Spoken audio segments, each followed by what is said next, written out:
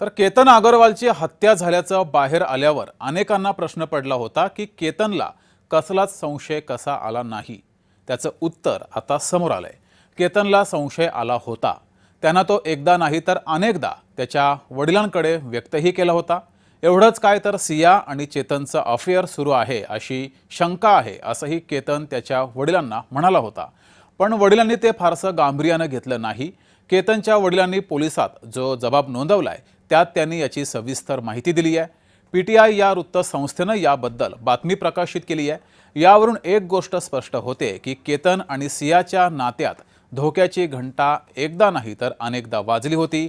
संकेत मिळत होते पुढे धोका आहे असं केतनला वाटत होतं, पण बहुधा पालकांचा धाक किंवा भीतीमुळे तो लग्न मोडण्याची ठोस भूमिका घेऊ शकला नाही।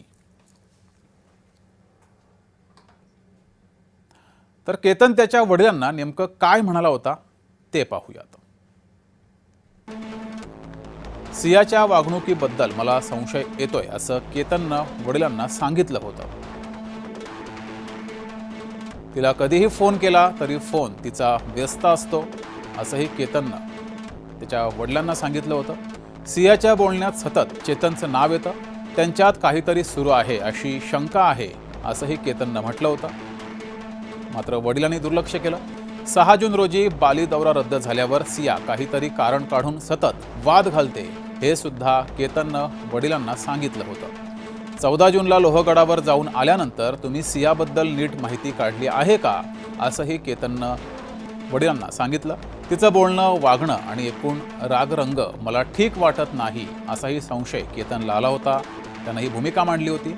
तिचं वय कमी आहे, तिला एवढी समज नाही, तू काळजी करू नको असं उत्तर वडिलांनी दिलं। मात्र केतनने हे सगळं वडिलांना सांगून वडिलांनी यावर ठोस भूमिका घेतली नाही। त्यामुळे हा संपूर्ण प्रकार केतनच्या जीवावर उठला। तर केतन अग्रवालच्या केसचा निकाल लागेलच, दोषींना शिक्षाही होईल, पण या प्रकरणातून पालकांनी बोध घेणं गरजेचं आहे, कारण प्रश्न आपल्या मुलामुलींच्या आयुष्याचा आहे। पाहूयात। पालकांसाठी मोलाचा एक सल्ला आहे, स्थळ आल्यावर लग्न ठरवण्याची घाई करू नका। संपूर्ण माहिती घ्या। मुलगा आणि मुलीला एकमेकांना जाणून घेण्याची संधी आणि वेळ द्या। अनेकदा पहिल्या भेटीत भूतकाळ समोर येत नाही, नंतरच्या भेटींमध्ये माणूस खुलतो, खरं सांगतो। त्यामुळे थोडा वेळ आपल्या मुलांना द्या। तुमच्या पाल्यानं शंका व्यक्त केली तर त्याकडे दुर्लक्ष करू नका, हे खूप महत्त्वाचं आहे। तुला लग्न करायचं नाही म्हणून बहाणे शोधू नको असं म्हणत धोका पालकांनी पत्करू नये, ते आपल्या मुलाच्या जीवावर सुद्धा बेतू शकतं। मध्यस्थी किंवा ओळखीच्यांकडून माहिती काढा, खुल्या मनानं वास्तवाकडे पहा।